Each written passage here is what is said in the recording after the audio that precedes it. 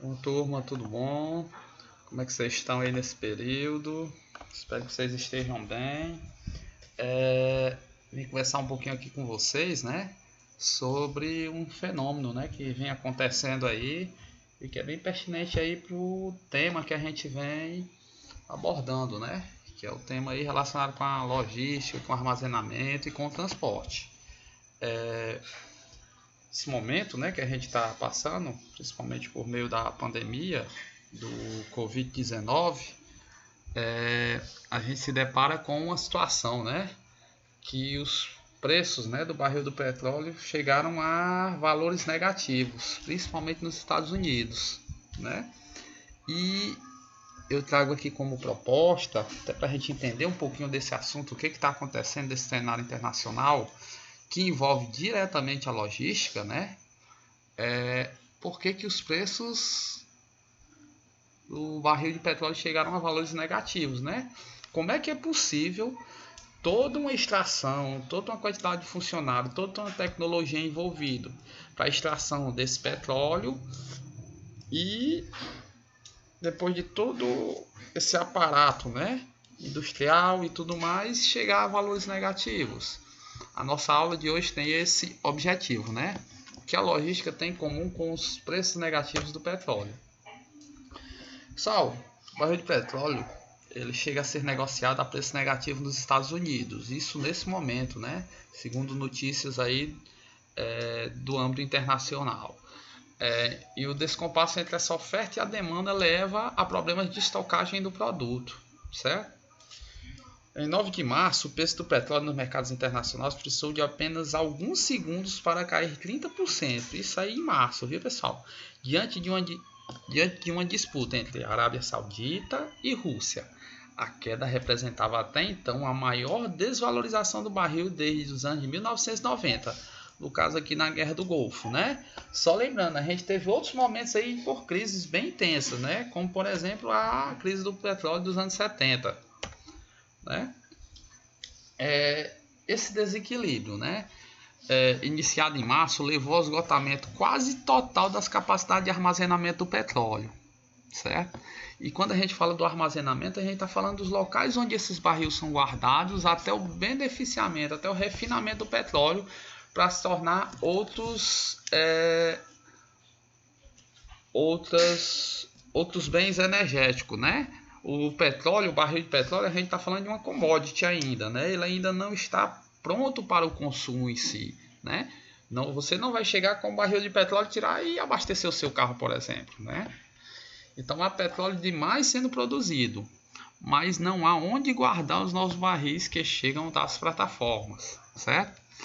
O quadro de estoques de petróleo está particularmente crítico no mercado americano, onde a situação levou produtores de petróleo cru a pagar para se desfazer de barris que não tinham onde guardar. Olha aí a situação. Era mais barato você pagar alguém para guardar do que você gastar o seu próprio espaço.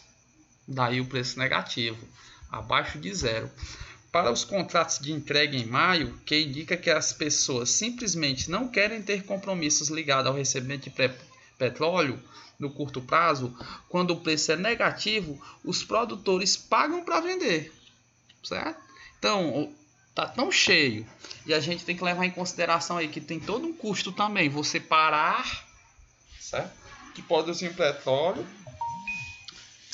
por conta que a gente tem problemas ligados à própria estrutura, certo? Então a gente não pode parar de uma vez de produzir. E como já vinha sendo produzido e tudo mais, a gente tem espaços realmente com diversos barris, certo?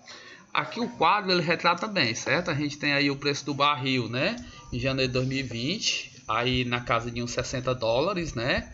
Esse preço ele veio baixando até quando chegamos aqui em abril, né?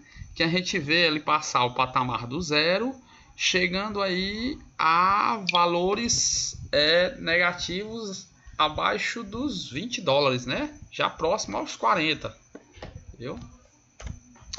E para a gente entender rapidinho, essa armazenagem e esse transporte, como é que é feito? E para que isso pode servir até para a gente se orientar em algumas atividades, certo, pessoal? O transporte, certo? E armazenagem desse petróleo, primeiramente o transporte, né? Ou ele é feito por meio do modal rodoviário, que é um dos temas do nosso estudo, né? Por meio de tubos, certo? Então ele é feito esse translado pelo oleoduto. Ele tanto pode vir, certo? Para as refinadoras, né? Ele pode vir em um petroleiro, certo? Os barris vão ao petroleiro e do petroleiro eles podem chegar os barris e depois voltarem por um oleoduto ou oleoduto para abastecer barris ou chegar à refinaria, certo? Esse óleo, só lembrando, pessoal, ele ainda é uma commodity, ele vem cru, aí como a imagem mostra, certo, pessoal? E ele vai ser beneficiado ainda para ele se tornar um material de maior valor agregado.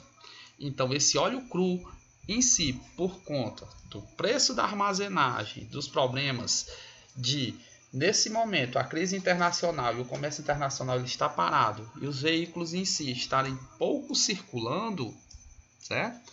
A gente tem o que? A gente tem estoques imensos de petróleo, o que fez com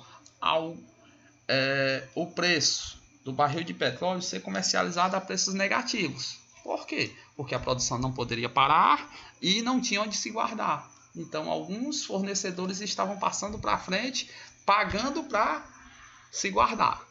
Quando a gente lembra, só lembrando, né, nas aulas anteriores, estoque vale dinheiro, viu, pessoal? E esse é um exemplo prático muito legal sobre isso, viu?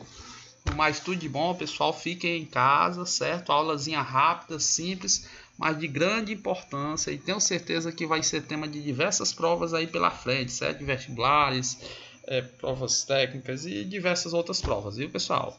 Tô indo aí, tudo de bom, até mais.